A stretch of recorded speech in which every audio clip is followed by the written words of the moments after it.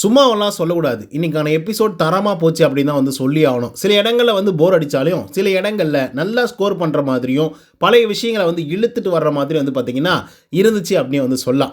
எதுக்காக இத சொல்றேன் அப்படின்னு பார்த்தீங்கன்னா, கர்மா இஸ் பூமரங் அப்படின்னு வந்து சொல்லுவாங்க. ஸோ கர்மா நீங்க பண்ற தப்புகள என்னைக்கும் விட்டு வைக்காது. கொஞ்ச நாட்கள் எடுத்துக்கும். ஆனாலும் வச்சு செஞ்சிரும் அப்படிங்கிறது தான் உண்மை. ஸோ அந்த விதத்தில சாண்ட்ரா அவர்கள வச்சு செய்யுமா அந்த கர்மா? இல்ல கர்மா வந்து பார்வதிய மட்டும் தான் வச்சு செய்யுமா அப்படிங்கிறத பத்தியும், அதே போல விக்கல்ஸ் விக்ரம் அவர்களுக்கு நம்ம வினோத் அவர்கள் பார்வ வச்சு ஒரு எடுத்துக்காட்டு சொன்னாப்ல. இந்த பார்வ வச்சு ஒரு எடுத்துக்காட்டு சொல்லும்போது, ஒரு சரியான உண்மையா வந்து பேசியிருக்காப்ல கானா வினோத். ஸோ அதனால ஒரு பரபரப்பு அந்த எபிசோட்ல வந்து நடந்திருக்கு அப்படின்னு வந்து சொல்லலாம். ஏன்னா இதுக்கப்புறம் எபிசோட்ல எங்க பார்வ அப்படின்ற பேர் வந்தாலும், அது பரபரப்பா தான் வந்து இருக்கும். ஏன்னா அப்படிப்பட்ட சம்பவங்கள அவங்க பண்ணி வச்சுட்டு போயிருக்காங்க. அதெல்லாம் தாண்டி இன்னைக்கு டிடிஎஃப் வின்னர் அரோரா சிங்க்லர் அவர்களுக்கு மிகப்பெரிய அளவில் மரியாதையை செலுத்துகிற மாதிரி வந்து பார்த்திங்கன்னா விஜய் சேதுபதி உள்ளர வந்த விஷயங்களாக வந்து இருக்கட்டும், அதே போல் சுபிக்ஷா அவர்கள் எவிக்டாய் வெளியே போனதாக இருக்கட்டும் அப்படின்னு சொல்லி ஏகப்பட்ட விஷயங்கள் வந்து டிஸ்கஸ் பண்ணிட்டுருக்கு. அதெல்லாம் என்ன அப்படிங்கிறத பற்றி இந்த வீடியோவில் முழுசாக வந்து பார்க்கலாம். ஸோ இந்த வீடியோக்கு போகிறதுக்கு முன்னாடி நம்மளோட சேனலை சப்ஸ்கிரைப் பண்ணாதவங்க சப்ஸ்கிரைப் பண்ணி வச்சுக்கோங்க. பக்கத்தில் ஒரு பெல் ஐக்கான் இருக்கும், அதையும் ப்ரெஸ் பண்ணி ஹாலில் போட்டுக்கோங்க. அப்போ தான் நாங்கள் அப்டேட் பண்ணுற ஒவ்வொரு விஷயமும் உங்களுக்கு நோட்டிஃபிகேஷன் வந்து சேரும். அதுதான் இந்த வீடியோவுக்கு குறைஞ்சபட்சம் ஒரு 1000 லைக்கான எதிர்பார்க்குறோம். ஸோ லைக்கை போடுங்க, வீடியோ பாருங்கள். வாங்க இந்த வீடியோக்குள்ள வந்து போகலாம். சம்பவம் நம்பர் 1, நம்மளுடைய கானா வினோத் இருக்காருல்ல, அந்த மனுஷன் வந்து பார்த்திங்க அப்படின்னா விக்கல்ஸ் விக்ரம தெரிக்க விட்டுருக்காரு அப்படின்னு வந்து சொல்லலாம். எதுக்காக தெரிக்க விட்டார் அப்படின்னு பார்த்தீங்கன்னா, திவ்யா மற்றும் நம்முடைய விக்ரம் அவர்களுக்கும் மிகப்பெரிய அளவில் ஒரு சண்டை வந்து நடந்திருக்கும். அந்த கனி அவர்கள் வந்து எவிக்ட் ஆகி போனதுக்கப்புறம் ஸோ மிகப்பெரிய அளவில் ஒரு சண்டை. விக்ரம வந்து நம்ம அப்படி ஒரு பார்த்ததே கிடையாது. அப்படிப்பட்ட ஒரு முகத்தோட கண்ணை உருட்டி காலை தூக்கி ஒரு மாதிரி பாடி லாங்குவேஜ்லாம் பண்ணி ஒரு மாதிரி மோசமான முறையில் வந்து நடந்திருப்பாப்புல. பட் திவ்யா அவர்கள் வந்து அவங்களோட ஃபேமிலியை இழுத்துட்டாங்க அப்படின்ற ஒரு காரணத்துக்காக, அதாவது உங்கள் ஃபேமிலியிலேருந்து வந்து சொல்லிட்டு போயிட்டாங்களா அப்படின்னு ஒரு வார்த்தையை வந்து சொல்லியிருப்பாங்க. ஸோ அந்த ஒரு வார்த்தைக்காக விக்ரம் ஆடிய ஆட்டம் வந்து ரொம்ப ரொம்ப மோசமாக வந்து இருந்திருக்கும். ஓகேவா? இப்போ என்னன்னா அதை பற்றி வந்து நம்மளுடைய விஜய் சேதுபதி அவர்கள் வந்து விசாரிக்கிறாங்க. அப்படி விசாரிக்கும் போது வந்து விக்கல்ஸ் வந்து என்ன சொல்கிறாரு அப்படின்னு பார்த்தீங்கன்னா, இல்லை சார் எப்பயுமே வந்து திவ்யா அவர்கள் வந்து அவங்களுக்கு என்ன அப்படிங்கிறத மட்டும்தான் வந்து பார்த்தீங்க அப்படின்னா பேசுவாங்களே தவிர, அவங்க பிடிச்ச முயலுக்கு 3 கால் அப்படின்ற மாதிரி தான் வந்து பேசுவாங்களே தவிர, மற்றபடிக்கெல்லாம் வந்து பார்த்தீங்க அப்படின்னா நம்ம சொல்கிறத வந்து அவங்க கேட்கவே மாட்டாங்க. எப்போ நான் கேட்க போனாலே வந்து நீ அதை பண்ணியா, அவங்கக்கிட்ட கேட்டியா, அப்போ நீ வந்து பேசுனியா, அப்போ நீ கேட்டியா அப்படிங்கிற மாதிரி திசை திருப்பி வந்து விட்டுருவாங்க, ஒன்று சுற்றி விட்டுருவாங்க. ஸோ அதனால் வந்து பார்த்திங்கன்னா அவங்கக்கிட்ட ஒரு கான்வர்சேஷனே வந்து வச்சுக்க முடியாது ஒன்று. அதே போல் நம்ம மேலே இருக்கக்கூடிய மிஸ்டேக்ஸ் எல்லாத்தையும் வந்து சொல்லுவாங்க. அதே மாதிரி அவங்களுடைய மிஸ்டேக்ஸை நம்ம சொல்கிறோம் அப்படின்னா கண்டிப்பாக அவங்க ஏற்றுக்கவே மாட்டாங்க. ஸோ அப்படிப்பட்ட ஒரு ஆள் தான் திவ்யா கணேஷ். அன்றைக்கி வந்து எங்களுடைய ஃபேமிலியை பற்றி அவங்க வந்து பேசியிருந்தாங்க சார். நான் அப்பயே வந்து சொல்லிட்டேன், என் ஃபேமிலியை பற்றி அவங்க தப்பாக பேசலை, என்னுடைய மனைவியை பற்றி அவங்க தப்பாக பேசலை அப்படின்னு நான் வந்து சொல்லிட்டேன். பட் இருந்தாலும் நான் அப்போ இருந்த ஒரு சிச்சுவேஷனுக்கு அவங்க வந்து அப்படின்ற ஒரு வார்த்தையெல்லாம் வந்து பயன்படுத்தும் போது, அந்த மாதிரிலாம் வந்து ஒரு பாடி லாங்குவேஜோடு வந்து பயன்படுத்தும் போது என்னால் வந்து கண்ட்ரோல்ஸ் பண்ண முடியல சார் எமோஷன்ஸை அப்படிங்கிற மாதிரி வந்து விக்கல்ஸ் விக்ரம் வந்து சொல்கிறார். ஸோ அதனால தான் சார் நான் எவ்வளவோ ட்ரை பண்ணேன் அந்த எமோஷன்ஸை வந்து கட்டுப்படுத்த. ஆனால் அது வந்து என்னை தாண்டி வந்து வந்துடுச்சு. அது மட்டும் இல்லாமல் நான் ரொம்ப ரொம்ப லோவாக தான் ஃபீல் பண்ணிகிட்டு இருந்தேன். அந்த நேரத்தில் இப்படி பண்ணதுனால நான் பயங்கரமாக பிரச்சனை ஆகிட்டேன் சார், அதனால் கோளாறு ஆகிட்டேன் சார் அப்படிங்கிற மாதிரி வந்து பார்த்திங்கன்னா விக்கல்ஸ் விக்ரம் வந்து சொல்கிறாப்புல. அப்போது திவ்யா கணேஷ் வந்து என்ன சொல்கிறாங்க அப்படின்னா, அவங்களும் அதை தான் சொல்கிறாங்க. விக்கல்ஸ் விக்ரம் அப்படியெல்லாம் வந்து சண்டை போட்டார் சார், நான் வந்து இவ்வளோக்கும் வந்து அவங்க ஃபேமிலி வந்ததுக்கப்புறம் இப்படி கத்த ஆரம்பிச்சிட்டிங்களா அப்படின்ற மாதிரி தான் சார் கேட்டேன். ஆனால் அந்த ஆள் வந்து எப்பயுமே சார் ஒரு நல்லது பண்ணுறதுனா அவரால் தான் நடக்கணும்னு நினைப்பாப்புல. ஒரு பர்ஃபெக்ஷன் அப்படின்னா விக்ரம் மட்டும்தான், மற்றவங்க யாருமே வந்து பர்ஃபெக்டாக இருக்க மாட்டாங்க, நல்லவங்களாம் இருக்க மாட்டாங்க அப்படின்ற ஒரு கண்ணோட்டத்தோடு தான் வந்து இருந்துட்டுருப்பாரு. அவர் சொல்கிறத எப்பயுமே நான் வந்து கேட்கணும் அப்படின்னு சொல்லி நினைப்பாப்புல அப்படிங்கிற மாதிரிலாம் திவ்யா கணேஷ் அவங்க மேலே ஒரு அக்யூசேஷன்ஸ் எல்லாம் வந்து வச்சுட்ருக்காங்க. அப்போ விஜய் சேதுபதி வந்து பார்த்திங்க அப்படின்னா விக்கல்ஸை வந்து கேட்குறாங்க, எது என்னவாக இருக்கட்டும் நீ வந்து இஷ்டப்பேனிக்கு வந்து நாமினேஷனில் நின்று நீ ஒரு ஃப்ராடு ஈகோஸ்டிக்கான ஒரு ஆள் அப்படிங்கிற மாதிரிலாம் வந்து பேசுகிற அப்படின்னா அது எந்த விதத்தில் நியாயம் அப்படிங்கிற மாதிரி லிட்ரலாக வந்து கேட்டாப்புல. அப்போது விக்ரம் மறுபடியும் எக்ஸ்ப்ளனேஷன் கொடுக்குறாங்க சார்.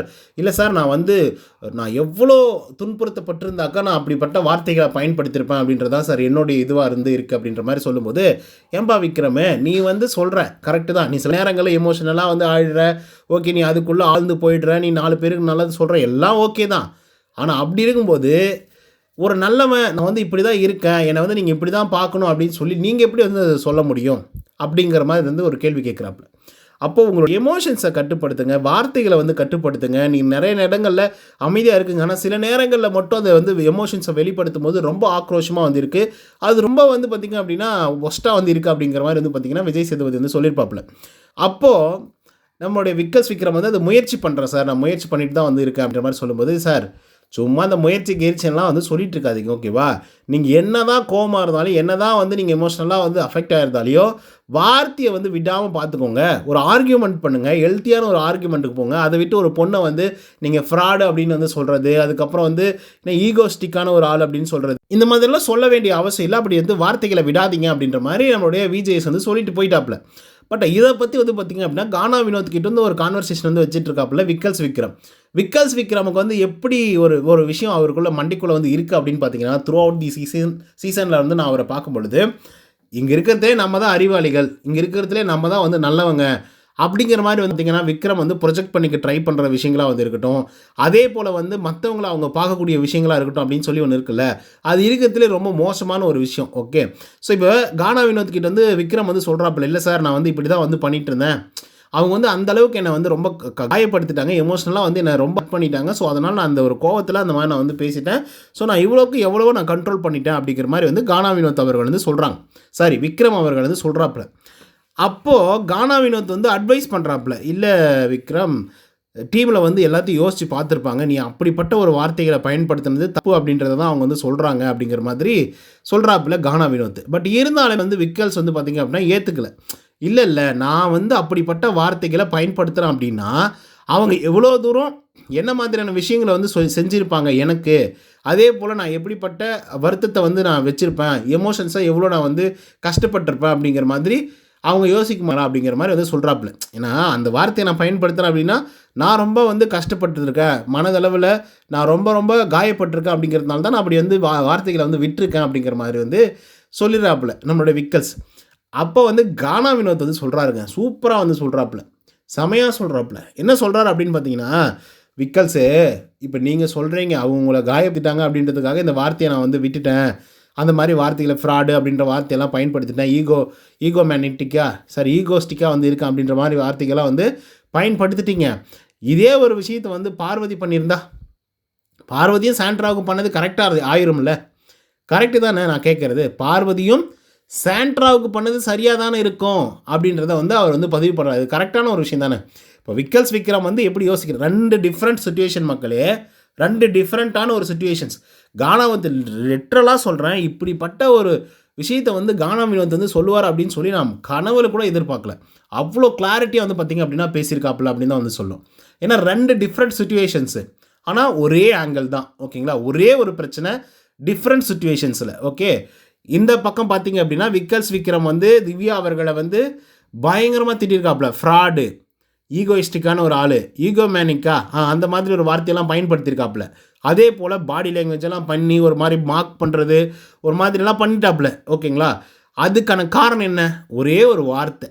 என்ன வார்த்தை? உங்கள் ஃபேமிலி வந்து போனதுக்கப்புறம் நீங்கள் கத்த ஆரம்பிச்சிட்டிங்களா அப்படின்னு சொன்ன ஒரு வார்த்தையை வச்சுக்கிட்டே இவர் வந்து உருள ஆரம்பிச்சிட்டாப்புல, ஓகேவா? இந்த பக்கம் அடுத்த இன்சிடெண்ட்டை நீங்கள் எடுத்தீங்க அப்படின்னா, ஸ்கேம்ட்ரா அப்படின்னு சொன்ன ஒரு வார்த்தை, ஓகேங்களா? கமருதீன் அவர்கள் சாண்ட்ராவை பார்த்து ஸ்கேம்ட்ரா அப்படின்னு சொன்ன ஒரு வார்த்தையை வச்சு முழுக்க வந்து பார்த்திங்கன்னா ரெட் கார்டு கொடுக்குற அளவுக்கு போய் ரெட் கார்டும் கொடுத்து 2 பேர் வெளியவும் போயிருக்காங்க. அப்போது ஸ்கேம்ட்ரா அப்படின்னு சொன்னது தப்பு அப்படின்னா, எப்படி ஸ்கேம்ட்ரா அப்படின்னு சொன்னது பெரிய தப்பு அப்படின்னா, அவங்க காமரூதி நீங்கள் பாத்ரூமாக போய் காமம் தானே பண்ணிகிட்ருக்கீங்க அப்படின்னு சொன்னது தப்பு தானே. அப்போ இதெல்லாம் பேசி பார்வதியை ட்ரிகர் பண்ணும் பொழுது, பார்வதியை வந்து கஷ்டப்படுத்தும் போது, காயப்படுத்தும் போது, அது வந்து பேசக்கூடாதுன்னு சொன்னதுக்கப்புறமும் அதை பற்றி பேசுனதுக்கு அப்புறம் நீங்கள் அதை தான் பண்ணிட்டு சுற்றிட்டு இருக்கீங்க வீட்டுக்குள்ளே அப்படின்னு சொன்னதுக்கப்புறம், why not to do? Parvathi ஏன் பண்ணியிருக்க கூடாது, பண்ணக்கூடாது? அவள் பார்வதி இஸ் ஆல்சோ கரெக்ட் தானே. நீங்கள் கரெக்ட் அப்படின்னா திவ்யா கிட்டே நீங்கள் பேசின ஃப்ராடிசமோ, இல்லை வந்து நீங்கள் ஈகோ மேனஸ்டிக் அப்படின்னு சொன்னீங்களே அந்த ஒரு விஷயமோ, இல்லை ஈகோயிஸ்டிக்னு சொன்னீங்களே அந்த வார்த்தைகளோ சரி அப்படின்னு நீங்கள் வந்து கிளைம் பண்ணுறீங்க. ஏன்னா நான் அப்படிப்பட்ட ஒரு சுச்சுவேஷன் நான் தள்ளப்பட்டேன் அப்படின்னு நீங்கள் சொல்கிறீங்க அப்படின்னா, பார்வதியும் அப்படிப்பட்ட ஒரு சுச்சுவேஷனுக்கு தள்ளப்பட்டாங்க அப்படின்னு ஏன் சொல்லக்கூடாது அப்படின்ற மாதிரி நம்மளுடைய கானா வினோத் வந்து சூப்பராக கேட்டிருக்காப்புல, நல்லா அர்த்தமாக கேட்டிருக்காப்புல. ஏன்னா நல்லா அழகாக சொல்லிட்டாப்புல, சிம்பிளாக சொன்னார். நீங்கள் நியாயம் அப்படின்னு நீங்கள் நினச்சிங்க அப்படின்னா, பார்வதி பண்ணது நியாயம் தானே சாண்ட்ராவுக்கு பண்ணும்போது அப்படின்ற ஒரு வார்த்தை வந்து பயன்படுத்தியிருக்காரு. ஸோ இதை நான் அப்படி புரிஞ்சுக்கிறேன், நீங்கள் எப்படி புரிஞ்சுக்கிறீங்க அப்படிங்கிறத கமெண்ட்ஸில் வந்து சொல்லுங்கள் மக்களே. இந்த ரெட் கார்டுக்காக ஏகப்பட்ட விமர்சனங்களும் ஏகப்பட்ட விஷயங்களும் வந்து பார்த்திங்க அப்படின்னா சோசியல் மீடியாவில் பரந்த வண்ணமாக வந்து இருந்துகிட்ருக்கு. இன்க்ளூடிங் விகிடன்லாம் கீழே இறங்கி வந்து பார்த்திங்க அப்படின்னா பிக் பாஸை பற்றி ஃபுல்லாக புட்டு சாண்ட்ராவை பிடிச்சி புட்டுன்னு வந்து வச்சுருக்காங்க, ஓகேங்களா? அடி அடி ஓட விட்டுருக்காங்க. மக்களே, நான் ஆரம்பத்திலே சொன்ன மாதிரி கர்மா இஸ் பூமரங். அந்த கர்மா அப்படிங்கிறது யாரையும் விடாது. நீங்கள் பண்ண தவறுகளுக்கு நீங்கள் தான் தண்ணி குடிச்சாகணும் அப்படின்றதுல மாற்று கருத்தே கிடையாது. ஏன்னா நாளைக்கு செலிப்ரேஷன்ஸ் ரவுண்ட் வந்து பார்த்திங்க அப்படின்னா ஆரம்பிக்கிறாங்க. ஸோ ஓல்டு கண்டஸ்டன்ட்லாம் உள்ளே வர போகிறாங்க. ஓல்டு கண்டஸ்டண்ட்டுங்க பார்வதிக்கு சப்போர்ட் பண்ணவங்க நிறைய பேர் வந்திருக்காங்க வெளியில் இருந்த அந்த ரெட் கார்டுக்கு எதிர்த்து. ஸோ அதனால் அவங்க உள்ளே வரும்பொழுது வந்து பார்த்திங்க அப்படின்னா மேபி நிறைய உண்மைகள் வந்து வெளியே வரதுக்கான வாய்ப்புகள் இருக்குது. அந்த வாய்ப்புகளை சாண்ட்ராவை போட்டு புழக்க போகிறாங்க. அந்த வாய்ப்புகளில் சபரியை போட்டு புழக்க போகிறாங்க. இதுக்கப்புறம் எதுவும் நடக்க போகிறதில்ல. பார்வதி மறுபடியும் உள்ளே வர போகிறதில்ல. கமருதீன் மறுபடியும் உள்ளே வர போகிறதில்ல. பட் உள்ளே இருக்கிறவங்க ஒருத்தவங்க ஓகே இல்லைடா அப்படின்னு சொல்கிறதுக்கு 4 பேர் வருவானுங்களே, அதை தான் மக்களை நம்ம விரும்புகிறோம். வேறு ஒன்றும் கிடையாது. இதுக்கு முன்னாடி ரெட் கார்டு கொடுக்கப்பட்டிருக்கு சீசன் 7ல். ஒரே ஒரு ஆளுக்கு வந்து ரெட் கார்டு கொடுத்தாங்க, ஒட்டுமொத்த ஹவுஸ்மேட்ஸும் சேர்ந்துக்கிட்டு. ஆனால் அவங்களுடைய நிலைமை இன்றைக்கு வரைக்குமே வெளியே வர முடியாத ஒரு சுச்சுவேஷன் வந்து இருந்துகிட்டு இருக்காங்க. நான் மக்களுக்கு தெரியும், ஓகேங்களா, யார் சரி யார் தப்பு அப்படின்னு சொல்லி. அந்த சீசன் முழுக்கவே அந்த ரெட் கார்டை வச்சு மட்டுமே முடிச்சு விட்ருந்தாங்க. அந்த மாதிரி இந்த ரெட் கார்டை வச்சு ஒரு ஆட்டம் ஆட முடியுமா ஆகுமா அப்படின்றத நம்ம பொறுத்திருந்தான் பார்க்கணும். அதாவது பார்வதியோ கமருதீனோ அவங்க பண்ணது வந்து சரி அப்படின்னு நான் வந்து டிபேட் பண்ணவே மாட்டேன். அது மனிதநேயமற்ற செயல் அப்படிங்கிறத தான் நானும் வந்து குறிப்பிட்டு சொல்கிறேன். ஆனால் இதுக்கு முன்னாடியே நிறைய நேரங்கள் அப்படி வந்து நடந்திருக்கு. அப்போலாம் ரியாக்ட் பண்ணாத பிக் பாஸ் டீமோ, அப்போலாம் ரியாக்ட் பண்ணாத விஜய் சேதுபதியோ இன்றைக்கி ரியாக்ட் பண்ண வேண்டிய அவசியம் என்ன இருக்குது? ஏன்னா அது பாரு அப்படின்ற ஒரு காரணத்துக்காகவா இல்லை அப்படின்றத அதுதான் எப்பயுமே பாருங்கள், எவ்வளோ வேணால் அடிங்க, பாரு ஓகே அடி வாங்கிக்குவா அப்படிங்கிற ஒரு கண்ணோட்டம் மட்டும்தான் எல்லாருக்குமே இருக்குமே தவிர அவளுக்கும் வலிக்கும் அப்படிங்கிறத எப்பயுமே யாருமே புரிஞ்சிக்கவே மாட்டாங்க. ஸோ அப்படிப்பட்ட ஒரு விஷயத்தினால தான் இப்போ வரைக்கும் அந்த ரெட் கார்டை கொடுத்து கூட போமா பாரு அப்படின்னு சொல்லி ஸ்போர்ட்டிவாக வந்து அடிச்சிருக்காங்க. பட் இது எவ்வளோ தூரம் வந்து பேக் ஃபயர் ஆக போகுது லேட்டரா அப்படின்றத நம்ம பொறுத்து இருந்தால் பார்க்கணும். அப்புறம் வினோத் இன்னொரு சம்பவம் வந்து பண்ணியிருப்பாங்க மக்களே. அந்த சம்பவம் என்ன அப்படின்னு பார்த்தீங்க அப்படின்னா, இந்த அழகாக போட்டு கொடுக்கறது அப்படின்றது ஒன்று இருக்குது, ஓகேங்களா. இந்த ரெசல்யூஷன்லாம் வந்து சொல்லும்போது அது மட்டும் இல்லாமல் இவர் இதை மாற்றிக்கிட்டால் நல்லாயிருக்கும் அப்படிங்கிற மாதிரிலாம் வந்து சொல்லும்போது நம்ம விக்காஸ் விக்ரம வந்து சொல்லியிருப்பாப்புல நம்ம கானா வினோத், கரெக்டாக சொல்லுங்கள் சார், ஒரு எக்ஸாம்பிளோட சொல்லுங்கள் சார் அப்படிங்கிற மாதிரி வந்து நம்ம விஜய் சேதுபதி அவர்கள் வந்து கேட்டிருப்பாப்புல. அப்போ ஒரு எக்ஸாம்பிள் வந்து கொடுத்துருப்பாப்புல. என்ன எக்ஸாம்பிள் அப்படின்னு பார்த்தீங்கன்னா, எல்லாத்துக்கும் இவர் தான் ரூல்ஸை போடுவாப்புல, இப்படி தான் இருக்கணும், இப்படி தான் செய்யணும் அப்படின்னு சொல்லி இவர் தான் வந்து சொல்லுவாப்புல கரெக்டாக.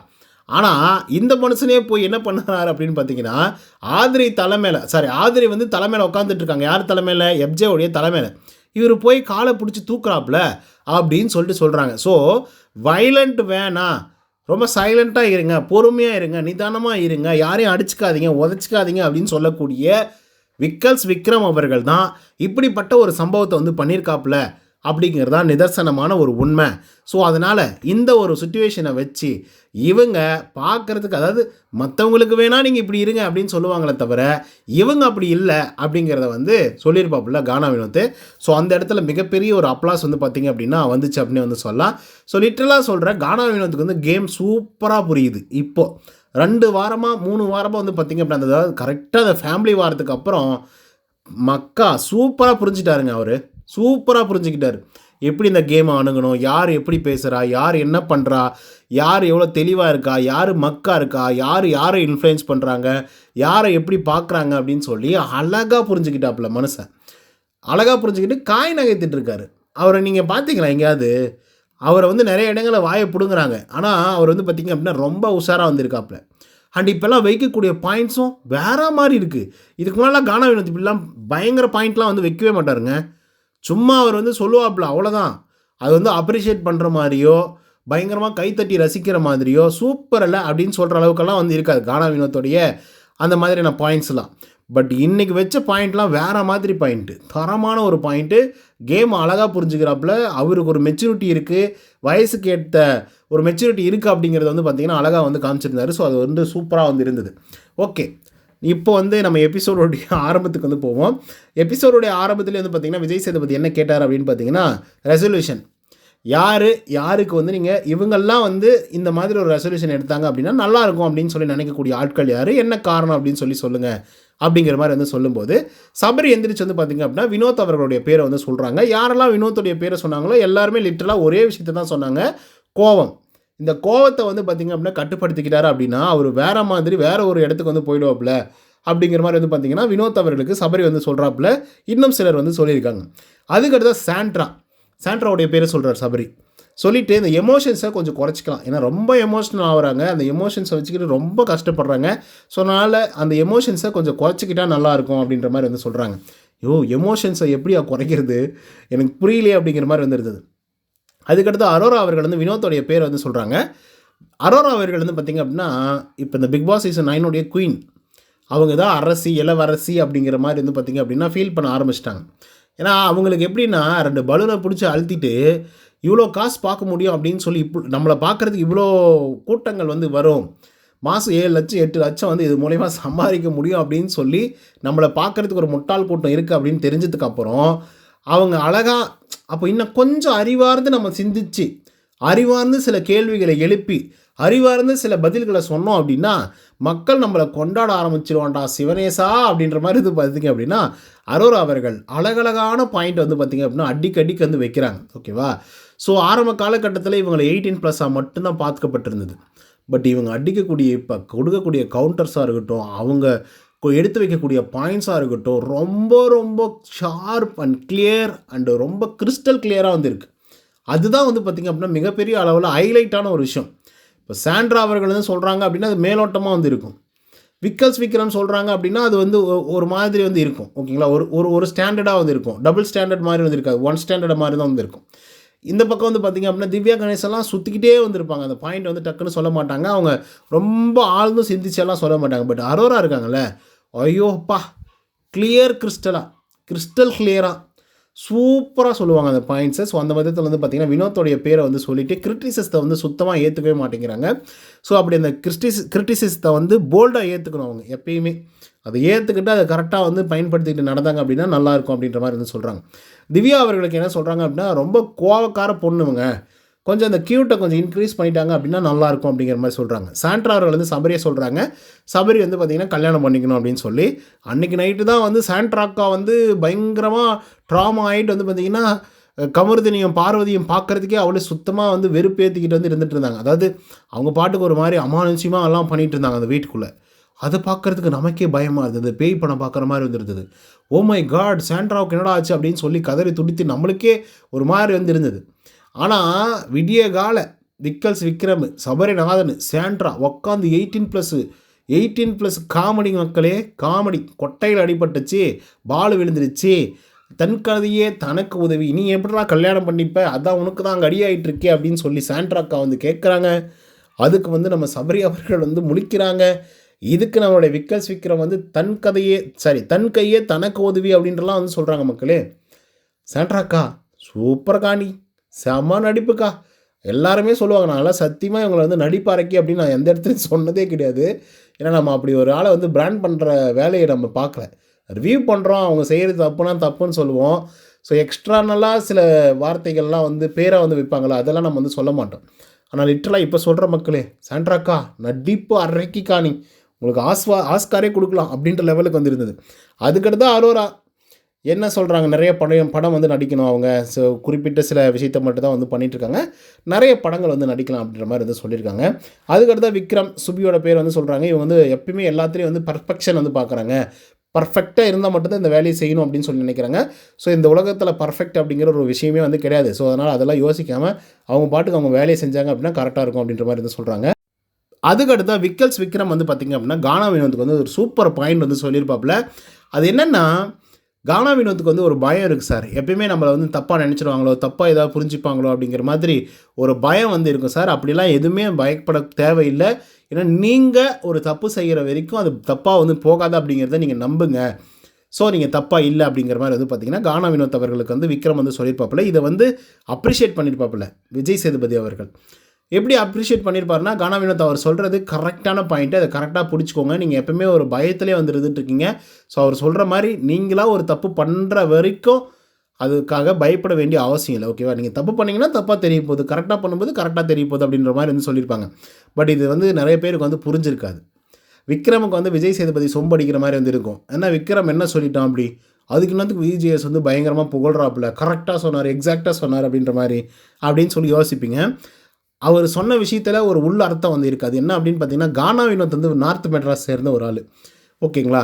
ஸோ அதனால் அவர் மேலே அதாவது ஜென்ரலாகவே மக்கள் வந்து நார்த் மெட்ராஸ் அப்படின்னாவே ஒரு தப்பாக தான் யோசிக்கக்கூடிய ஒரு பிம்பம் வந்து பார்த்திங்க அப்படின்னா இருக்குது சமுதாயத்தில் வந்து அப்படி ஒரு விஷயத்தை வந்து கட்டமைச்சு வந்து வச்சுருக்காங்க கோட்டை கட்டி, ஓகேவா. ஸோ அப்போ கானா வினோத்துக்கு லிட்டரலாக அந்த பயம் வந்து இருக்கும். அவர் வந்து மற்றவங்க கிட்ட பழகிற போதும் அந்த பயம் இருக்கும், ஒருத்தரை கட்டி பிடிக்கும் போதும் அந்த பயம் இருக்கும், ஒருத்தருடைய தட்டிலேருந்து எடுத்து சாப்பிடவும் பயம் இருக்கும், இவரோட தட்டிலேருந்து மற்றவங்களுக்கு எடுத்து வைக்கிறதுக்கும் பயமாக இருக்கும். ஸோ அந்த மாதிரி இவர் எல்லா விஷயத்துக்குமே பயப்பட வேண்டிய சுச்சுவேஷன் வந்து பார்த்திங்க அப்படின்னா கானா வினோத்துக்கு வந்து இருக்குது. அப்படியெல்லாம் தேவை கிடையாது. நீங்களாக தப்பு பண்ணுற வரைக்கும் தப்பாக போகாது. நீங்கள் தப்பு பண்ணால் மட்டும்தான் வெளியில் தப்பாக தெரியும். ஸோ அதனால் நீங்கள் அப்படி யோசிக்காதீங்க, நம்மளை ஏதாவது தப்பாக நினச்சிருவாங்களோ, நம்மளை ஏதாவது தப்பாக போயிடுமோ, நம்மளை தப்பாக நினச்சிருவாங்களோ அப்படின்னு சொல்லி நீங்கள் நினைக்காதீங்க அப்படிங்கிறத விக்ரம் அவர்கள் ரொம்ப அழகாக வந்து சொன்னாப்புல. ஸோ அந்த ஒரு விஷயத்தை வந்து பார்த்திங்கன்னா விஜய் சேதுபதி அவர்களும் சூப்பராக வந்து அப்ரிஷியேட் வந்து பண்ணியிருந்தார். அடுத்ததான் என்ன மக்களே, மற்றவங்க கருத்து சொன்னால் ஏற்றுப்பாங்க, மற்றவங்களுக்கு கருத்து சொல்லுவாங்க, ஆனால் இவங்க வந்து அந்த கருத்தை வந்து ஃபாலோ பண்ண மாட்டாங்க அப்படின்ற ஒரு விஷயத்தை வந்து கேட்டிருந்தாங்க. அதில் வந்து பார்த்திங்க அப்படின்னா மோரார்லெஸ் வந்து எல்லாருமே திவ்யாவுடைய பேரை வந்து சொல்லியிருந்தாங்க. ரீசன் என்ன அப்படின்னு பார்த்திங்கன்னா, இவங்க மற்றவங்களுக்கு வந்து கருத்து சொல்லுவாங்க, அதுவே இவங்களுக்கு நம்ம சொல்ல போனோம் அப்படின்னா அதை அவங்க காது கொடுத்து கூட வந்து கேட்க மாட்டாங்க அப்படின்னு சொல்லி விக்ரம், சுபி, அப்புறம் அரோரா எல்லாருமே வந்து பார்த்திங்கன்னா திவ்யா வந்து சொல்லியிருந்தாங்க. ஸோ அதுக்கடுத்து வந்து பார்த்திங்க அப்படின்னா வினோத்துடைய பேரை சில பேர் வந்து சொல்லியிருந்தாங்க, ஓகேங்களா. எப்படி சொல்லியிருந்தாங்க அப்படின்னு பார்த்திங்கன்னா, வினோத் அவர்களும் அப்படி தான் விமர்சனம் அப்படின்னு சொல்லி எடுத்து வச்சாவே அவர் வந்து பார்த்திங்க அப்படின்னா பெருசாக வந்து ரியாக்ட்லாம் பண்ண மாட்டார். ரியாக்ஷன் ரொம்ப அதிகமாக வந்து இருக்கும். அதே போல் வந்து மற்றவங்களுக்கு வந்து அட்வைஸ் பண்ணுவாப்பில், ஆனால் இவர் வந்து அதை ஃபாலோ பண்ண மாட்டாங்க அப்படின்ற மாதிரி வந்து சொல்லியிருந்தாங்க. அதே போல் விக்ரம் அவர்களை வந்து வினோத் அவர்கள் வந்து சொல்லியிருப்பாங்க, ஏன்னா இவர் தான் வந்து எல்லாத்தையும் கரெக்டாக ஒரு ட்ராக் போட்டு ஓட்டுறது. என்னென்னா இதுதான் சரி, இதுதான் தப்பு, இது இப்படி பார்க்கக்கூடாது, இது இப்படி பண்ணணும், அப்படி பண்ணணும் அப்படின்னு சொல்லக்கூடிய ஒரு ஆள். ஆனாலையும் எஃப்ஜியை வந்து ஆதிரியை வந்து தலைமையில் தூக்கி வச்சுட்டு இருக்கும்போது கீழே வந்து தூக்கி அந்த காலை தூக்கி பிடிச்சி இழுத்தாப்புல. ஸோ அதனால் அவர் போட்ட ரூல்ஸை வந்து மதிக்க மாட்டேங்கிறாரு, எங்களை மட்டும் மதிக்க சொல்கிறாரு அப்படிங்கிற மாதிரி அழகாக வந்து சொல்லியிருந்தார். ஸோ இந்த மாதிரி வந்து பார்த்திங்கன்னா அந்தந்த இடத்துல அவங்கவுங்க பாயிண்ட் சொன்னாங்க மக்களே. பெருசாக வந்து எதுவும் ஒர்க் அவுட் ஆகிற மாதிரி பாயிண்ட் இல்லை, ஒர்க் அவுட் ஆன பாயிண்ட்ஸை மட்டும் நான் வந்து சொல்லிட்டேன். ஸோ அதனை தொடர்ந்து வந்து பார்த்திங்கன்னா சுபிக்ஷா எவிக்டாக வெளியே போனாங்க. செம்ம சிறப்பான ஒரு சென்ட் ஆப் வந்து பார்த்திங்க அப்படின்னா சுபிக்ஷாவுக்கு வந்து கிடச்சிது அப்படின்னு வந்து சொல்லலாம். அதை தொடர்ந்து வந்து பார்த்திங்கன்னா அரோரா அவர்களுக்கு வந்து டிடிஎஃப் அப்படிங்கிற ஒரு டேகை வந்து கொடுக்கறதுக்காக நம்மளுடைய விஜய் சேதுபதி உள்ளே வந்தார். ரொம்ப ஃபன்னாக ஜாலியாக வந்து பார்த்திங்க அப்படின்னா மற்றவங்க கிட்டலாம் வந்து பேசிட்டு அரட்டை அடிச்சுட்டு அப்படியே வந்து கிளம்பி போயிட்டாப்புல. ஸோ அதோட எபிசோடும் வந்து முடிஞ்சுது. அரோரா அவர்களுக்கு மிகப்பெரிய வாழ்த்துக்களை நம்மளும் வந்து தெரிவித்துக் கொள்கிறோம். ஸோ ஓகே மக்களே, இன்றைக்கான எபிசோடில் நடந்த சில விஷயத்தை பற்றி நம்ம டிஸ்கஸ் பண்ணிட்டோம். ஸோ இந்த வீடியோ பிடிச்சிருந்தா லைக் அண்ட் சப்ஸ்கிரைப் பண்ண மறந்துடாதீங்க. நன்றி, வணக்கம்.